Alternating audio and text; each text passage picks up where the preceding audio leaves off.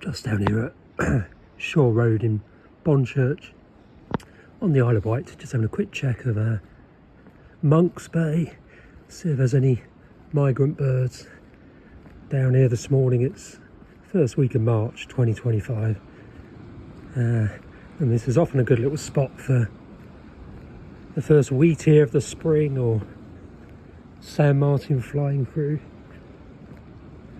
Sand martins are actually really difficult to get in spring in the undercliff because they tend, I assume, they're going in high and kind of heading straight inland. But wheat ears normally pitch down on the sea defences along here or on the beach. This is Monk's Bay we're just heading towards now. Cracking morning, bit of drizzle in the air occasionally, which can often put birds down. There was the first willow warblers yesterday, not here, inland. In spring things often appear inland before they appear on the coast, especially sand martins.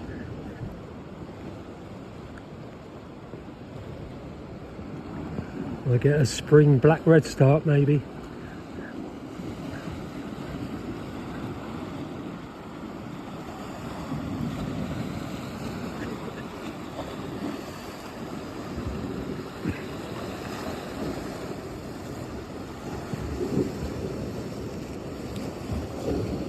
It's always worth looking offshore for feeding harbour porpoises from here.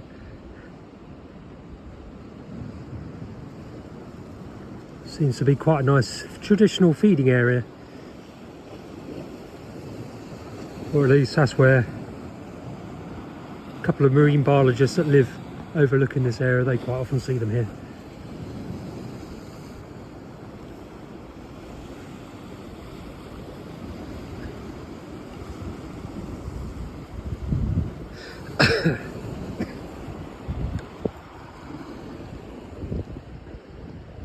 Looks good for a singing serin, doesn't it?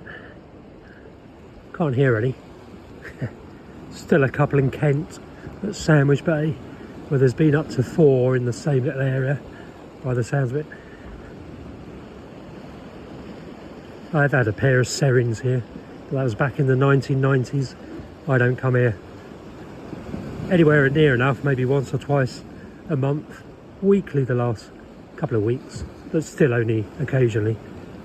But I'm sure they fly in annually off the sea here in spring.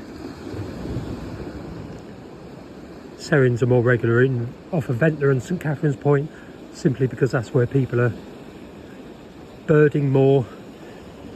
So that's where they hear them coming in.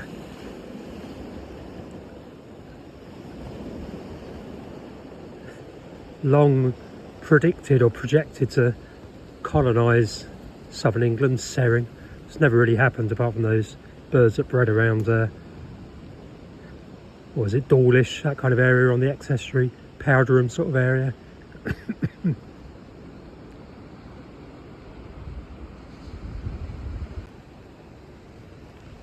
Just walk along here a little bit along the beach.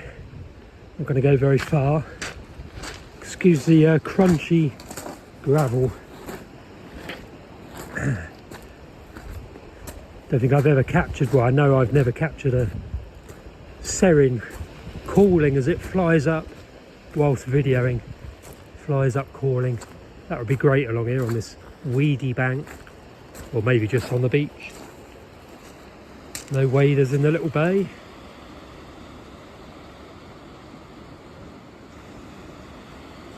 Nope. Sun's in my eyes a bit, so might miss a wheat ear that's hopping around, but the old holm oaks are really taking over here.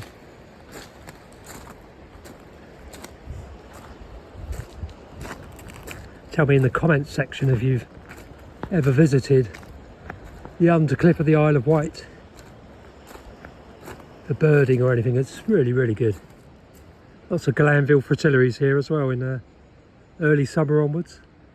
There's the old what is it, a goat willow, sallow, something like that. It's got little buds beginning to open. The hoverflies and early butterflies will be appreciating that soon. There's a wren calling and a little bit of drizzle.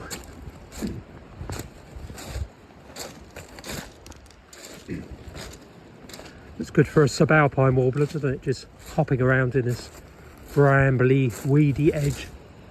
Or what else can we speculate on? A nice December desert warbler maybe, or a May eastern subalpine warbler. Oh, it's March, isn't it? So a nice March. What's that other little warbler? One with the red eye.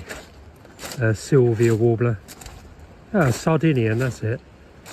I think they've become scarcer, haven't they, of late? In the UK, Sardinian warbler. Don't really hear much about them these days. I think they were an earlier migrant, if I remember rightly. Correct me in the comment section if I'm wrong about that, because I'm normally wrong.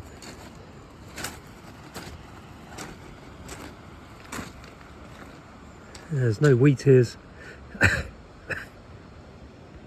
bobbing about on the rock, having been flushed from me by me.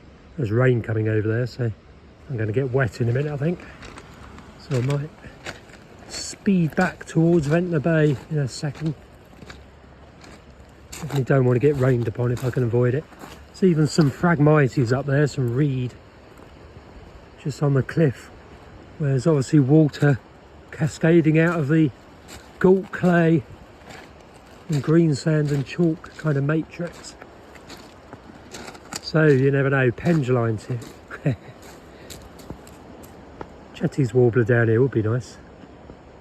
Good wryneck pile of brash there, logs and stuff that's come off the beach.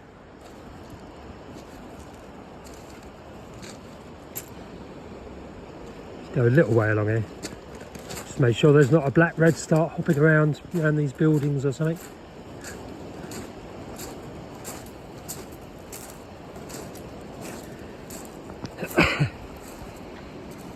I think that's as far as I'll go. There's somebody down there, so they probably flushed anything that's down there. Ooh, what's that on the rock? It is a rock. So that's the best sighting of the day, is a small pebble on a rock, but not a wheatear. So yeah, tell me in the comment section if you've visited the undercliff of the Isle of Wight. If you're looking for somewhere to pioneer, because there really aren't that many birders on the Isle of Wight, and barely any of them barely ever visit the undercliff, even though in my view it's the best spot. The spot between St Catherine's Point, which is obviously quite well no, it's not well watched at all, but St Catherine's Point over that way in the west, and the eastern edge here where I am now, Bonchurch, so Blackgang to Bonchurch and everything in between, which is Ventnor and St Lawrence and Knighton, those kind of areas. Let me know if you've ever visited them, but if you do want to pioneer an area on the south coast, this is the place to come, because it's absolutely superb. It's hard going because there's a lot of cover, but because there's a lot of cover, it holds the migrants a lot for a long time, all day basically. If you go to somewhere like Portland in spring, it can be great first thing, but it can be a bit hard work later as the birds have already moved north up the island, whereas here they just hang around in the cover because the undercliff have got so much really good habitat that they just feed and stick around all day. So yeah, I'd strongly recommend, if you're looking for somewhere new, either come here on holiday to the Isle of Wight or move here. Property prices are not extortionately expensive. If you've got your own business, if you're an online entrepreneur or something, then a digital nomad or a location independent worker, then where better than the Isle of Wight? Then during your lunch breaks or early in the morning, as I'm doing now before work, you can come and do some pioneering birding and find your own birds. Make everyone jealous in Hampshire. Still their birds, although they'd always do better than us on the coast, because there are more people in Hampshire than there are here.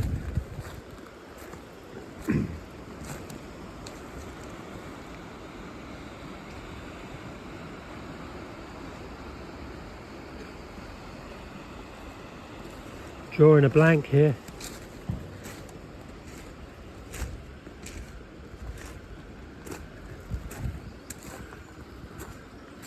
So I've got another video which I'll link at the end of it, so stay with me, watch that next video.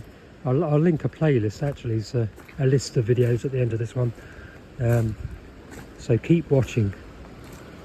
I feature various nice birding places in the Isle of Wight Undercliff in those various videos, so I'll link to those and you can watch those to your heart's content.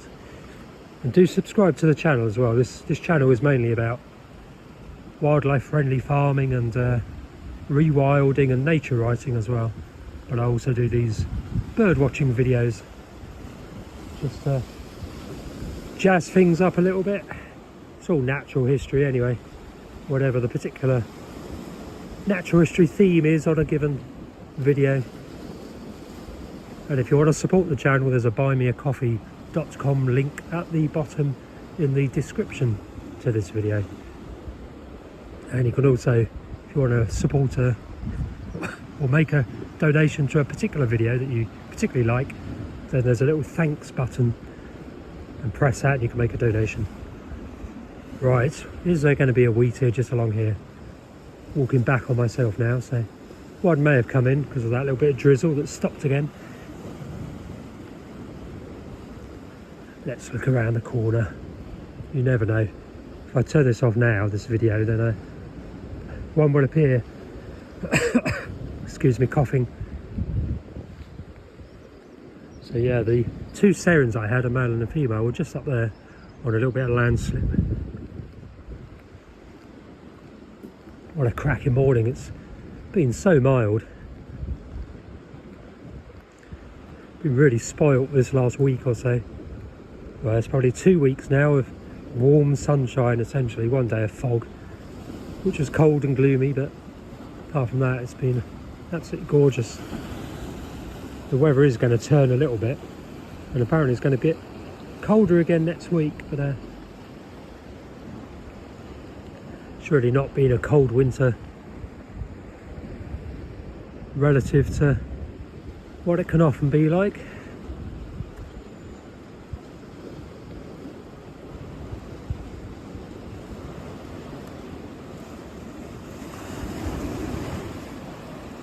So go and have a quick look, I think, in Ventnor Bay, see if there's any wheatears around the harbour.